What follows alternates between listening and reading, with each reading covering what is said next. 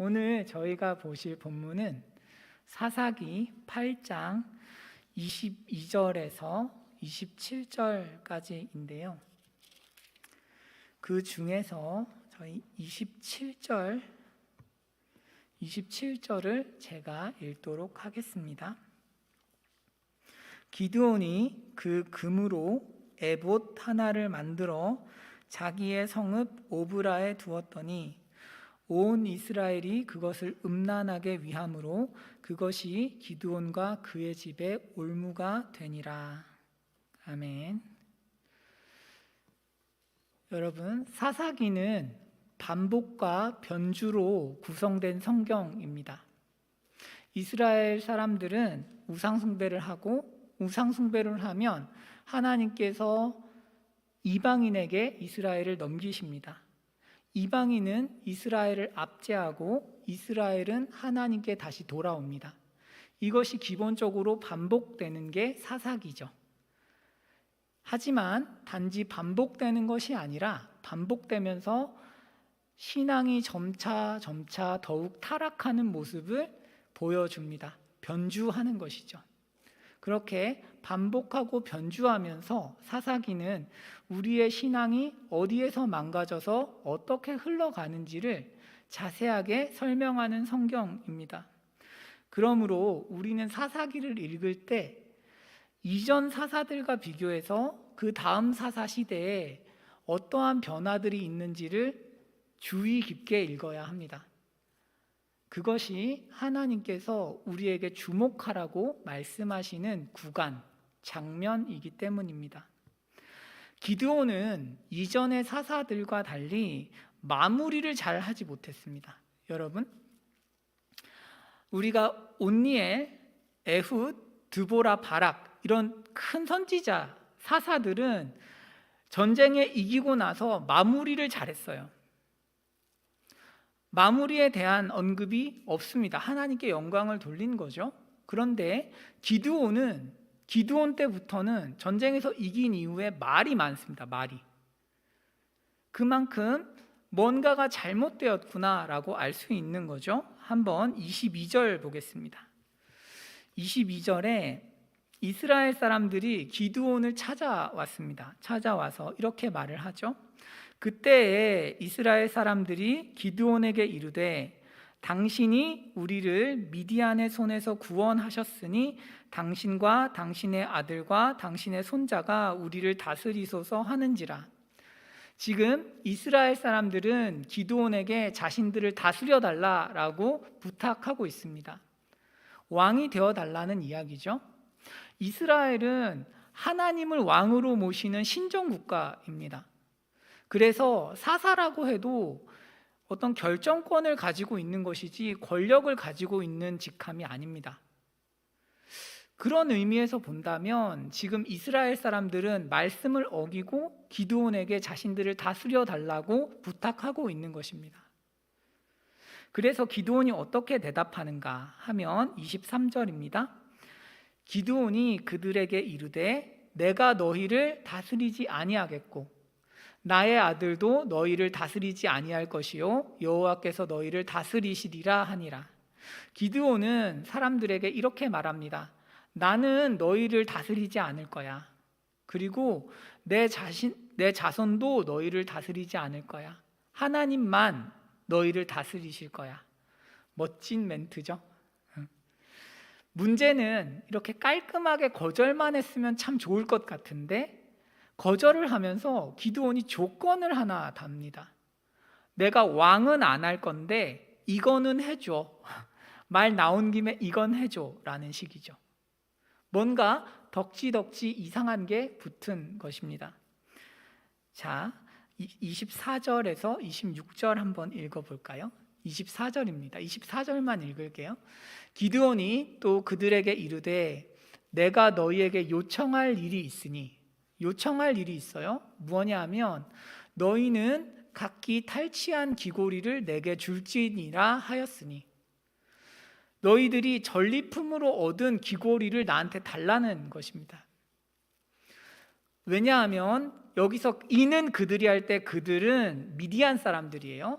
미디안 사람을 다른 말로 이스마엘 사람이라고 합니다. 그래서 이스마엘 사람들이므로 금 귀고리가 있었음이라. 전리품을 달라고 하는 거죠.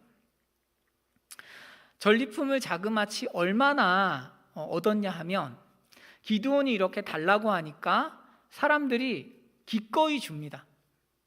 이스라엘 백성들이 기꺼이 줬는데 그 무게가 1700세겔이었다라고 이야기합니다. 여러분, 1700세겔은 20kg입니다. 20kg. 약 20kg 정도. 골드바 하나가 1kg죠. 골드바 하나가 1kg인데 그 1kg가 한 7,500만 원 정도 하더라고요. 제가 검색해 보니까. 그러니까 지금 기드온이 얼마를 받은 거예요? 약 한 15억 정도를 받은 거죠. 약 한 15억 정도. 물론 화폐를 원해서는 아니었고 기드온은 그걸 가지고 옷을 만듭니다. 옷을. 에봇이라는 걸 만들어요. 에봇은 대제사장이 입는 옷입니다. 여러분 생각해 보세요. 금으로 20kg짜리 옷을 만들었으니까 그거는 사람이 입고 다니는 옷일까요? 전시하는 용일까요? 전시하는 용이죠. 20kg를 입진 않을 거 아니에요. 20kg를 입진 않아요, 여러분. 그게 군대가 아니면 그렇게 입지 않습니다. 그래서 지금 기드온은 금으로 만든 에봇을 만들어서 자기 성읍에 뒀어요. 이걸 보면서 자기를 기념하라는 거죠, 사실은. 기드온이 대놓고 얘기한 건 아니에요. 하지만 에봇을 하나님을 모시는 곳에 갖다 놓음으로써 뭐라는 거예요? 이걸 보고 하나님을 예배하라고 말하고 있는 것입니다. 여러분들이 그 당시 이스라엘 사람이셔서 예배하러 갔다고 해봅시다. 그러면 화려한 금 에봇이 보이니까 간 사람들은 이렇게 질문하지 않겠어요? 저건 어떻게 해서 만들어졌어? 와, 멋있다. 저건 뭐야? 누가 만든 거야?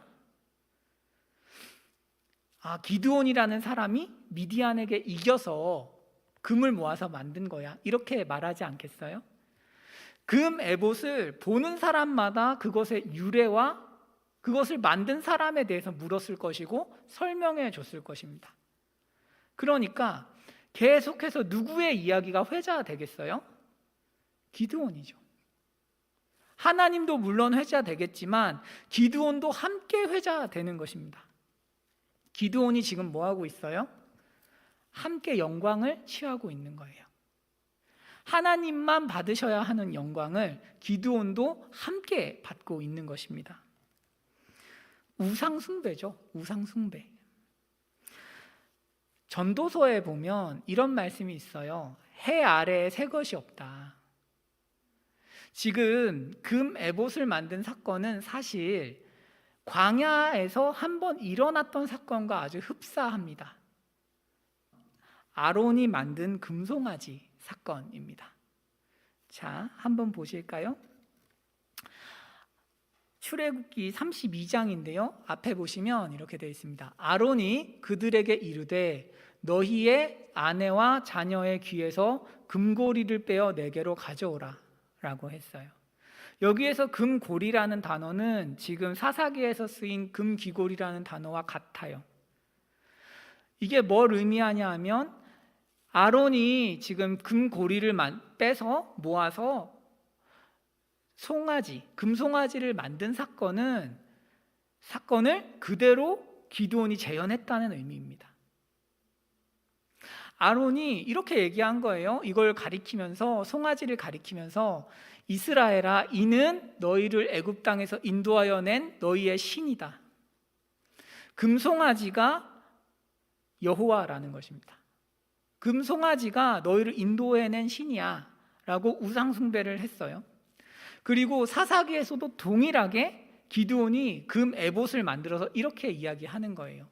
이 금 에봇이 너희를 구원한 신이다 라고 이야기하고 있는 것입니다.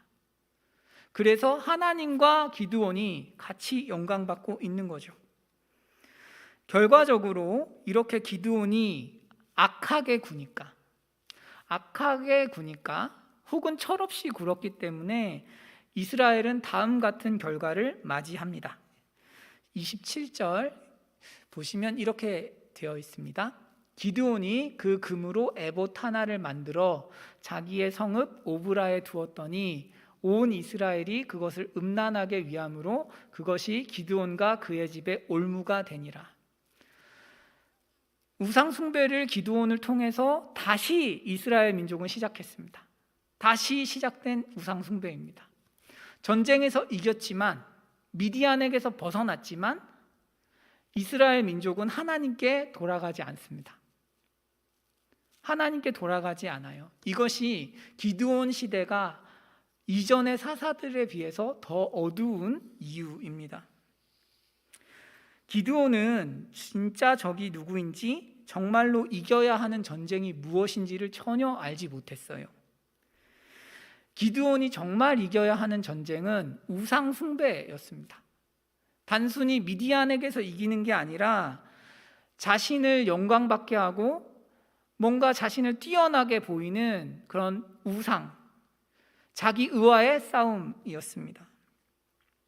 하지만 기드온은 이를 전혀 인식하지 못하고, 그러니까 전쟁도 이길 수가 없죠.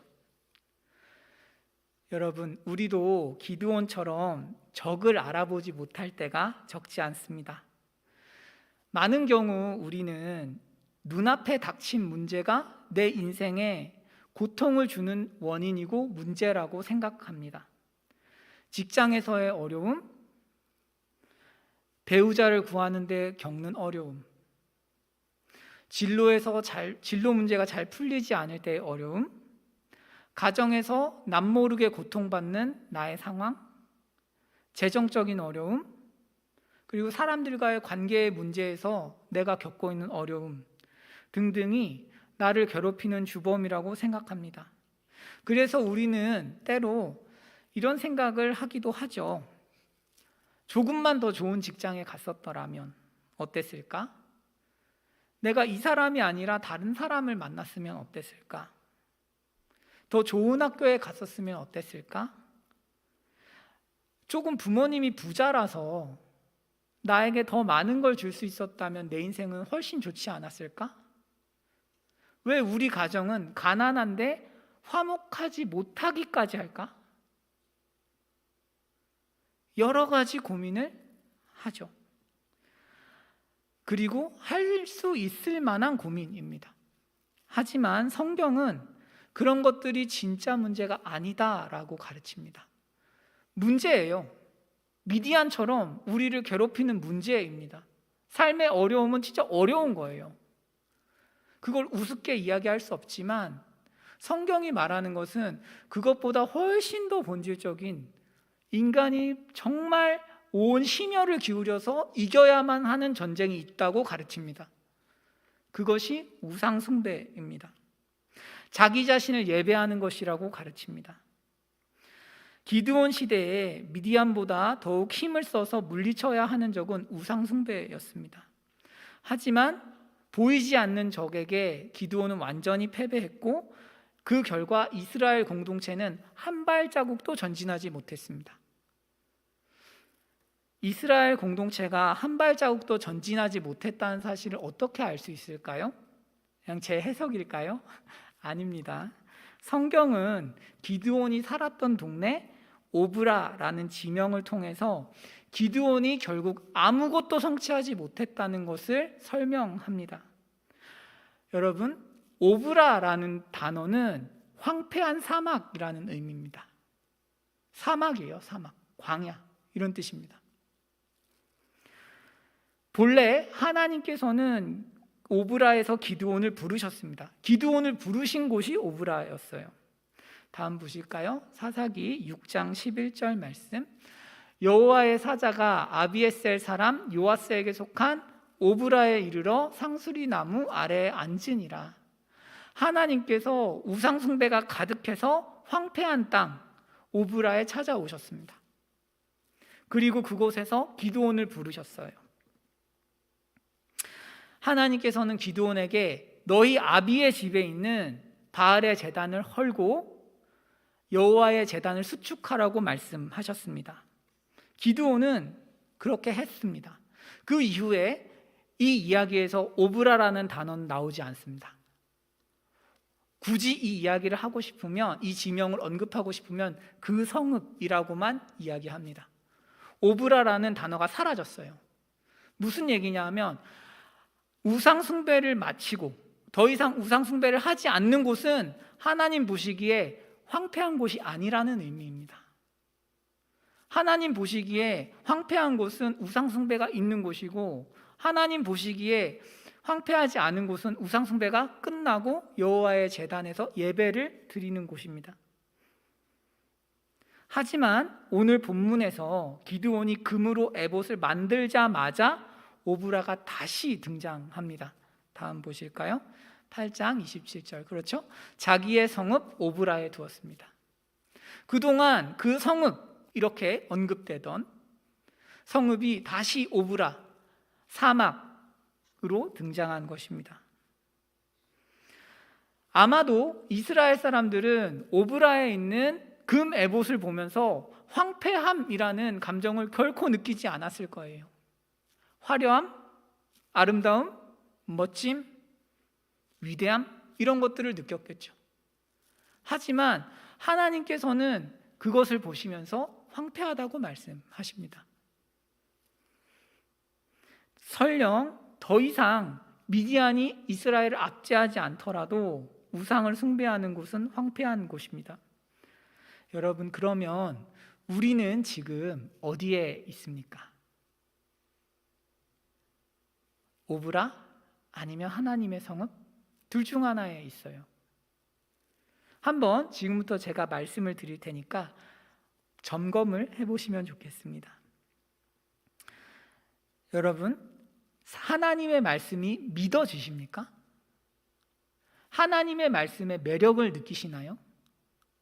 설교 시간에, 예배 시간에 듣는 하나님의 말씀이 옳고 내가 평소에 듣는 세상의 말이 틀렸다고 생각하시나요? 그렇다면 여러분은 성읍에 있는 것입니다. 하나님의 성읍에 머물고 계신 거예요. 황폐한 곳이 아닙니다. 비록 어려운 삶이 있고 어려움이 삶을 짓누르더라도 우상 숭배를 멈추고 하나님의 말씀을 믿고 신뢰하고 순종하고자 한다면 그곳은 황폐한 곳이 아닙니다.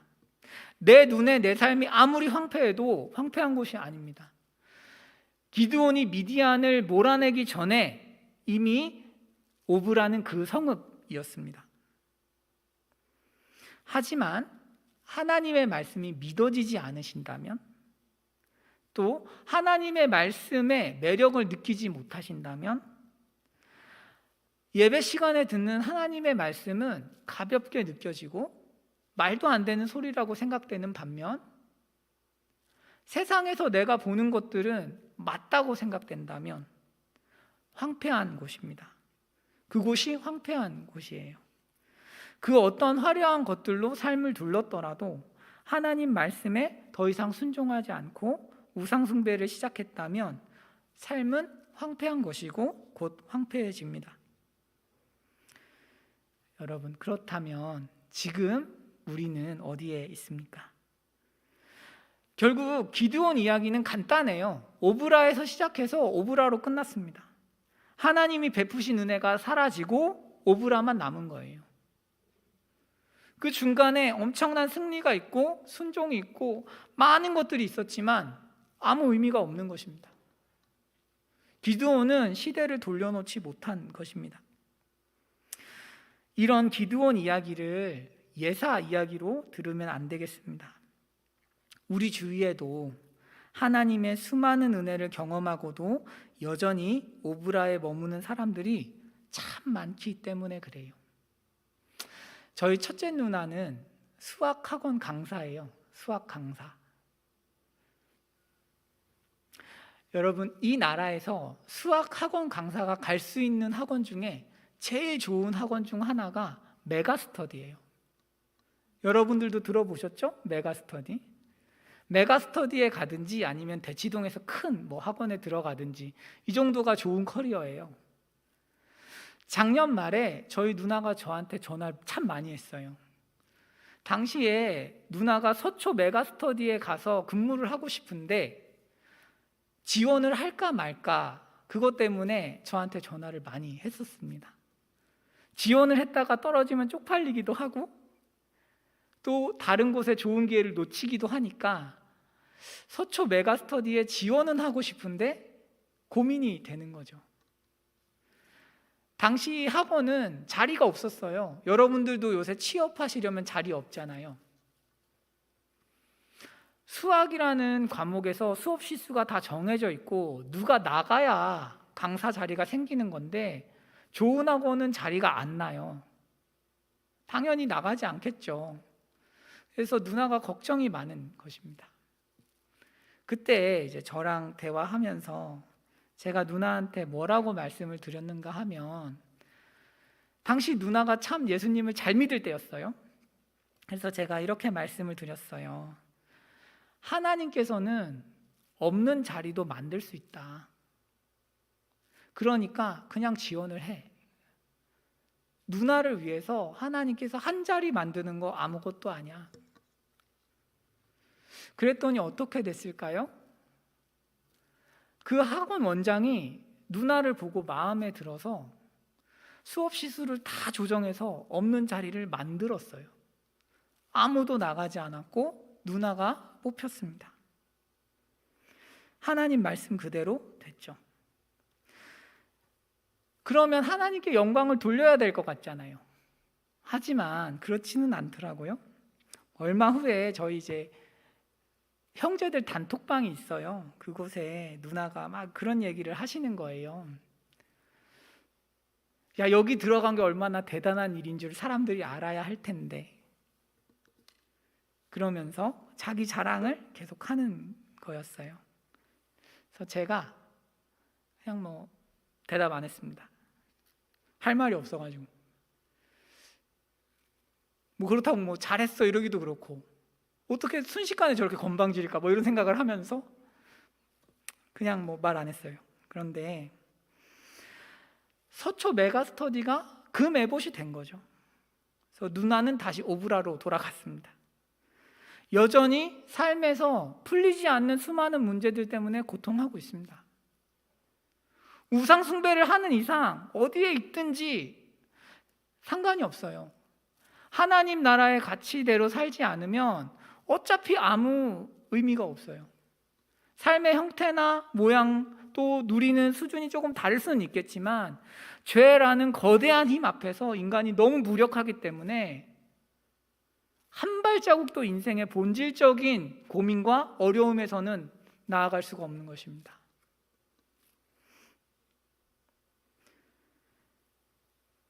여러분, 여기서 우리는 이런 질문을 던질 수 있어요. 제가 저희 누나를 막 비판하려고 예시를 쓴 게 아니고 저희 누나는 제가 예로 써도 별로 억울할 사람이 아니어서 쓰는 거예요. 제가 보통 예화를 쓸 때는 여러분 제가 성별을 바꾸거나 그렇게 말씀을 드리는 거예요. 괜히 혹시 누군지를 알면 안 되잖아요. 여러분들도 언젠가 제가 설교하다가 이렇게 예화로 들면 꼭 기분 좋겠어요? 안 좋을 수도 있으니까 다 바꿔서 해요. 나이도 바꾸고. 근데 그거는 어쩔 수 없는 거라고 여러분들 이해해 주세요. 제가 거짓말하는 게 아니고 그분을 보호해야 하니까. 자, 하여튼 사람은 하나님의 도우심을 경험한 이후에 마음이 그렇게 교만해지기가 쉬워요. 왜 그럴까요? 왜? 사람이 악해서냐? 단순히 그렇게만 볼 건 아니고요. 하나님이 일하시는 방식이 있기 때문에 그래요. 여러분, 하나님께서 우리를 축복하실 때는 우리가 가만히 앉아 있으면 축복을 받는 게 아니에요. 하나님께서 우리에게 축복하시려면 말씀하세요.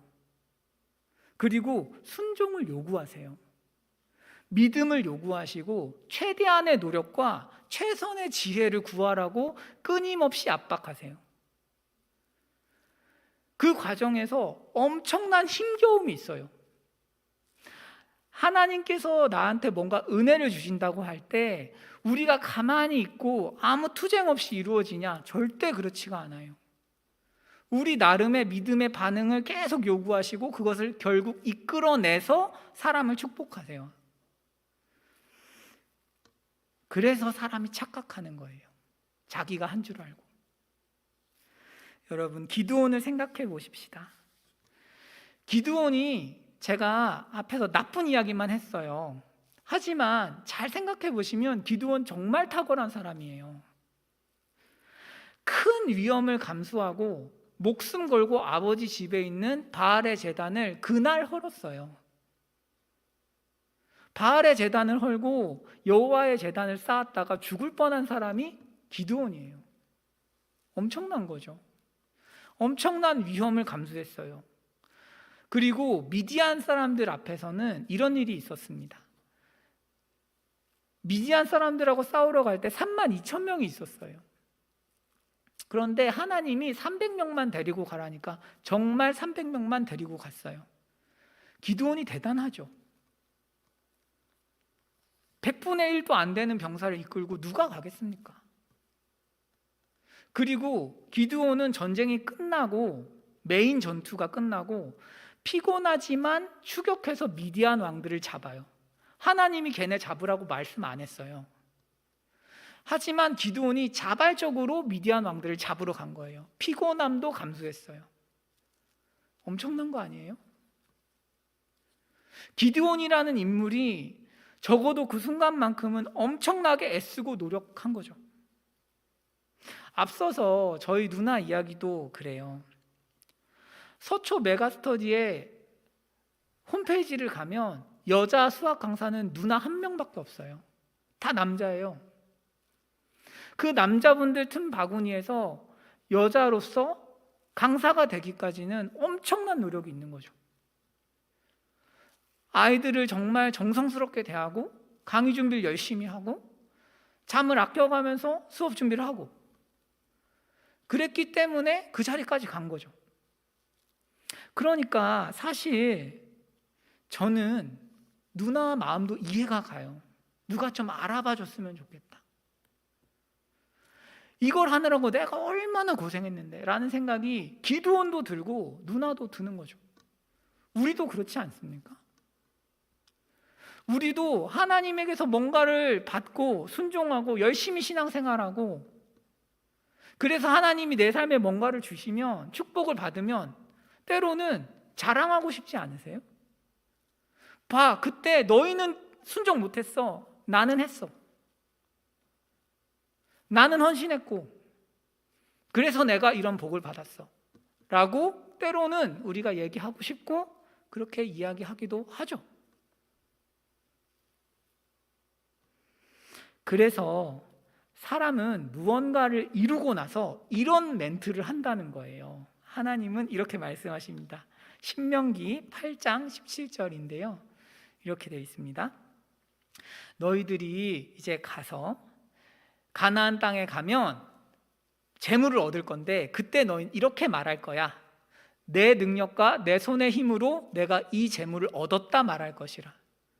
하나님께서 은혜를 주셔서 줬다고 말을 안 한다는 의미죠. 내가 잘나서 이걸 얻은 거야 라고 말할 거야 라고 하나님 말씀하시면서 그러지 말라고 그 다음 절에서 이렇게 말씀하세요. 내 하나님 여호와를 기억하라. 그가 내게 이 재물을 얻을 능력을 주셨습니다. 무슨 이야기예요? 열심히 한 게 은혜라는 거예요.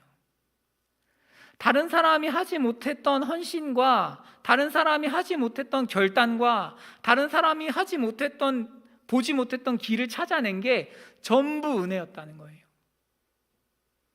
다른 사람은 나만큼 성실하지 않아 라고 생각할 때 또는 다른 사람은 나처럼 신실하지 않아 다른 사람은 나처럼 충성스럽지 않고 다른 사람 나처럼 지혜롭지 않아 라는 생각이 들어서 결국은 나에게 영광을 돌리려고 할 때 하나님이 말씀하시는 거예요. 그렇게 한 게 하나님이라는 거죠. 내가 너에게 충성스러울 수 있는 마음과 소원과 의지를 줬고 내가 너에게 성실함을 주었고 지혜를 줬다. 그러니까 자랑하지 마라.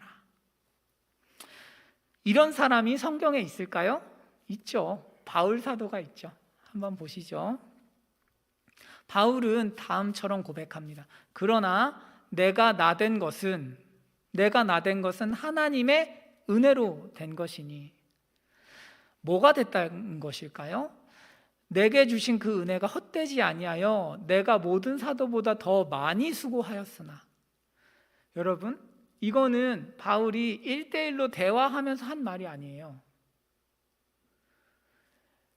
제가 여러분들이랑 1대1로 대화할 때는 살짝 과장할 수도 있죠. 과장하면 안 되지만 때로는 과장할 수 있어요. 말이라는 게 실수할 수 있으니까. 그런데 이거는 기록이죠. 글이에요. 수많은 사람들이 보는 글이에요. 여기에서 당당하게 내가 모든 사도보다 더 많이 수고했대요. 엄청난 자신감 아닙니까? 누가 그렇게 얘기할 수 있겠어요? 그런데 바울은 이견의 여지가 없다는 거예요. 모든 사도들이 나를 봐도 내가 더 많이 했다는 것을 그들도 인정할 거야. 자신감이 있는 거죠.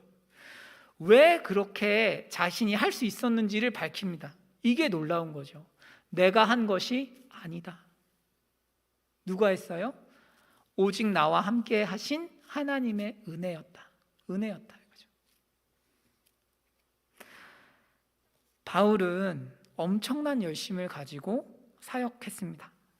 그리고 그 결과 정말 많은 교회를 개척할 수 있었어요. 또한 교회를 단순히 많이 개척한 것이 아니라 수많은 열매들을 거둘 수 있었습니다. 그런데 바울은 그 공로를 하나님의 은혜에 돌리고 있는 거죠. 바울이 그토록 성실하게 기도하고 말씀 가르치고 위험 앞에서도 담대하고 죽음을 무릅쓰면서까지도 하나님 일을 할 수 있었던 이유는 바울이 그런 사람이어서가 아니었어요. 하나님이 그를 그렇게 만드신 거였다는 거죠. 바울이 순종했지만 순종하게 만드신 분이 하나님이었다는 이야기입니다. 여러분 보세요. 은혜를 기억하고 하나님 앞에서 겸손한 사람은 바울입니다. 은혜를 기억하지 못하고 교만했던 사람은 기드온이에요. 이 두 사람의 삶에 큰 차이가 있죠. 기드온은 한 번 쓰임받고 끝났어요. 2번 다시 쓰임받지 못해요. 그뿐만 아니라 그 후에도 계속 나쁜 영향을 미치죠. 자손들에게. 기드온의 70 아들이 다 죽어요. 요담을 제외하고. 우상 숭배 때문에. 기드온은 후손에게 나쁜 영향을 미쳤어요. 자기 시간을 넘어서 교만한 대가를 치렀습니다. 반대로 바울은 어때요? 반영속적으로 2000년이 지난 지금까지도 좋은 영향을 미치죠.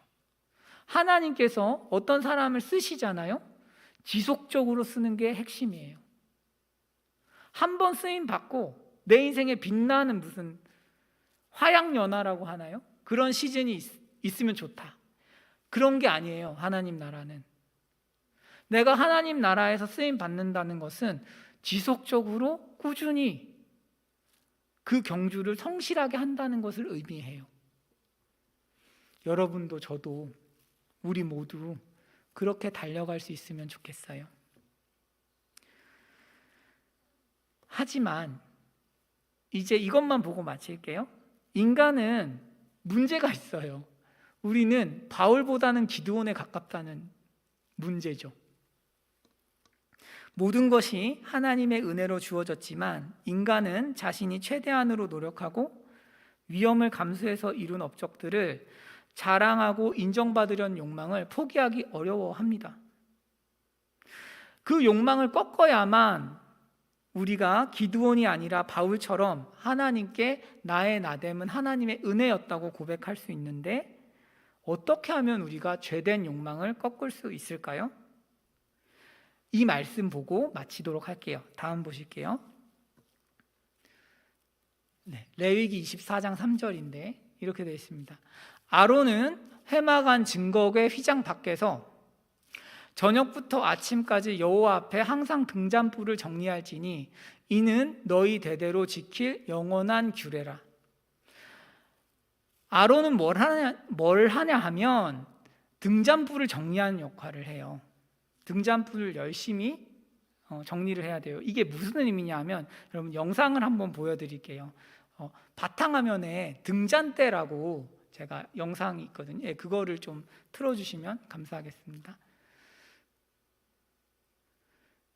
제가 PPT에 넣었어야 되는데 깜빡하고 넣지를 못했어요. 한번 영상 보실게요.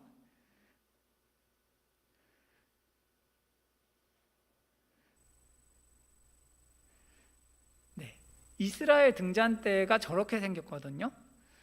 자, 여러분들 초 방향을 잘 봐주세요. 촛불의 방향입니다. 등불의 방향.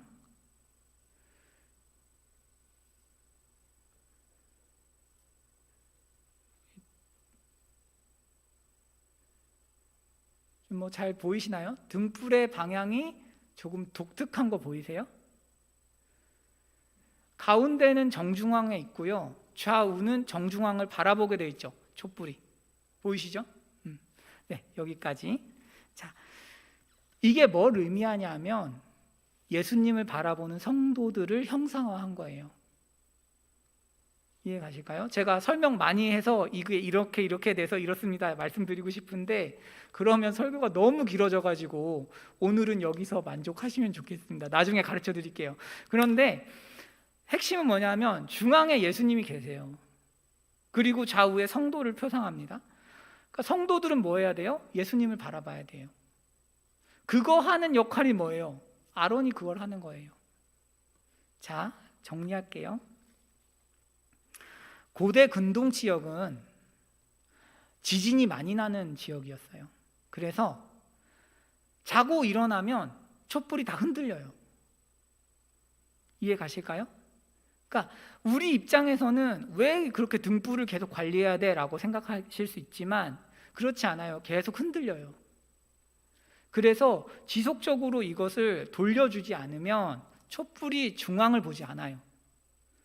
그 역할을 아론이 하는 거예요. 지금 우리에게 대제사장은 누구예요? 예수님이죠.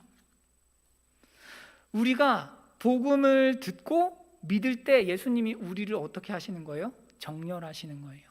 하나님을 바라볼 수 있도록, 죄된 욕망을 꺾을 수 있도록. 다시 말해서 인간은 스스로의 힘으로 하나님을 경배할 수 없어요. 예배를 드려야 돼요. 그리고 그 안에서 복음을 만나야 돼요. 그럴 때 우리를 향해서 계속해서 생각하던 그런 자아가 하나님을 향해서 올라가기 시작하는 거예요. 그래서 예배 시간에 살아계신 하나님의 말씀을 만나지 못하는 사람은 절대로 하나님께 밖에 나가서 영광 돌릴 수가 없어요. 기드온이 예배드렸다는 말이 없어요. 전쟁이 끝나고 예배드렸다는 말이 없어요. 이게 위험한 거예요. 기드온이 만약 예배를 제대로 드렸다면 그러지 않았을 거예요. 여러분, 우리가 예배에 와서 하나님을 계속, 하나님 말씀 앞에 계속 서 있으면 좋겠어요. 하나님이 나를 얼마나 사랑하시는지, 나의 수많은 죄악과 모순, 인간이니까 모순이 있어요. 이런저런 욕망들이 있고, 다른 사람은 비판하지만 정작 자신도 엉망인 그런 모습들도 있고, 자기 의도 있고, 조금이라도 잘나려고 노력하고, 누가 나 인정 안 해주면 화가 나고 섭섭하고, 그런 생각을 하는 게 너무 당연하지만 예배를 드릴 때 하나님께서 우리에게 말씀하시는 거예요. 사랑하는 자녀야, 내가 너를 위해서 독생자를 주었고 너의 삶을 책임질 거야. 나를 믿어. 우리는 때로는 세상 때문에 너무 초라한 거예요. 내 인생을 과연 내가 제대로 살 수 있을까? 내 성실과 노력으로 이만큼까지 왔는데 이거 너무 별 볼 일 없는 거예요. 그런데 하나님께서 예배 시간마다 말씀하시죠. 내가 너를 사랑해. 내가 너를 반드시 축복할 거야. 그럴 때 우리 영혼이 점점 하나님을 바라보게 되는 거죠. 신앙에서 구원은 나를 바라보는 시선에서의 구원이기도 해요. 우리는 계속 자기 자신을 보거든요. 오늘 나 뭐 했지? 오늘 나 죄지었나? 저 사람 보면서 안 좋은 생각했는데 이번 주는 정말 최악이었어. 계속 자기 생각을 하면서 힘들어하는 게 인간이지만 그 시선을 올리는 게 예배예요. 그런 너를 하나님이 사랑하셔. 결코 예수 안에서 정죄함이 없어. 내가 너를 너무 사랑해. 하나님께서 끊임없이 말씀하시고 보이지 않는 영원한 것들을 말씀해 주심으로써 우리의 마음을 올리시는 거죠. 여러분, 이 원리를 저에게 적용하면 어떨까요? 저는 말씀으로 여러분들을 양육하고 있어요. 그래서 저는 누군가 제가 전한 말씀을 듣고 순종하거나 삶의 변화를 일으키는 모습을 보면 참 기뻐요. 그리고 예배에 큰 은혜가 있으면 행복해요. 그럴 때마다 저는 하나님을 기억하려고 애씁니다. 원래 제가 죄인에 불과했다는 사실을 기억하고 삶에서 일어나는 모든 선한 것들이 내 노력이 아니라 하나님의 은혜로 주어졌다는 것을 기억합니다. 지금 컴퓨터에서 소리 나는 것 좀 뮤트 해주시겠어요? 옆에서 살짝 소리 나는 것 같아요. 네. 여러분, 은혜로 구원을 받았어요. 모든 일도 은혜로 받는 거예요. 인간의 가장 큰 과제는 구원이에요. 영생이에요. 하나님이 주실 수 있는 것 중에 제일 큰 게 영생이에요. 그러니까 우리가 생각하고 고민하는 다른 것들도 전부 다 선물로 주세요. 구원이 선물이었듯이 우리에게 다 선물로 주시는 거죠. 이것을 기억하는 것입니다. 제가 어떻다는 얘기를 말씀드리려는 게 아니라 저는 월요일부터 금요일까지 여러분 눈에 안 보이잖아요. 그런데 저 열심히 해요. 저 성실해요. 정말 열심히 기도해요. 열심히 기도하고 성경을 성실하게 읽어요. 설교 준비 열심히 해요. 책 많이 봐요. 하루 종일 그것만 해요. 그러면 여러분들 11시에 만나요. 제가 이렇게 생각을 하면 정신이 나간 거예요. 그러니까 무슨 얘기냐면 그 모든 게 하나님 은혜라는 거예요. 제가 열심히 할 수 있는 이유는 제가 그런 사람이라서가 아니고 하나님이 은혜를 많이 주셨기 때문이에요. 저는 그렇게 성실한 사람이 아니었거든요. 하나님이랑 조금씩 동행하면서 조금씩 은혜를 받아서 사람이 변한 거죠. 지금도 만약에 하나님의 법을 조금만 어기고 하나님을 멀리하면 금세 저는 중독 증상을 보일 거예요. 이 능력은 제 힘으로 얻을 수 있는 게 아니거든요. 여러분들이 직장에 가셔서 열심히 할 수 있는 이유도 하나님의 능력이에요. 우리 삶에서 이번 주에 맡은 일들을 그러니까 해내셨을 때 예수님의 십자가를 기억하고 하나님께 의도적으로 감사하는 한 주가 되시면 좋겠어요. 오늘 내가 싫어하는 저분에게 혹은 나를 싫어하는 저분에게 성질 내지 않았어. 퉁명스럽게 대하지 않았고 나는 친절하게 대했어. 이것은 하나님 은혜야. 직장에서 열심히 일하셨다면 이렇게 고백해 보시는 것도 좋을 것 같아요. 오늘 직장에서 평소보다 더 열심히 일했고 지혜롭게 일했어. 하나님 은혜였다. 감사하다.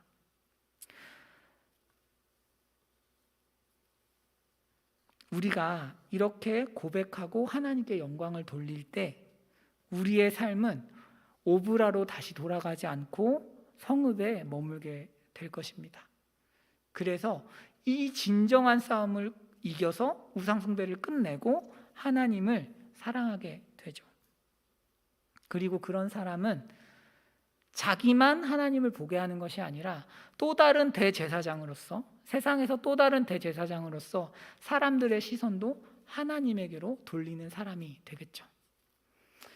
여러분, 우리가 한 주 동안 직장, 학교, 교회, 가정에서 등등 친구 관계에서 칭찬도 들으실 거예요. 칭찬 들으시죠? 칭찬 들으실 텐데 가능하다면 우리를 칭찬하시는 분께 하나님의 은혜였다고 고백할 수 있으면 좋겠어요. 그것이 너무 부끄럽고 어려우시다면 그분과의 만남 이후에 꼭 하나님께 감사하다고 고백해 보시면 좋겠어요. 혼자서라도 하나님 감사합니다. 저는 이런 사람이 아닌데 하나님이 은혜를 주셨군요.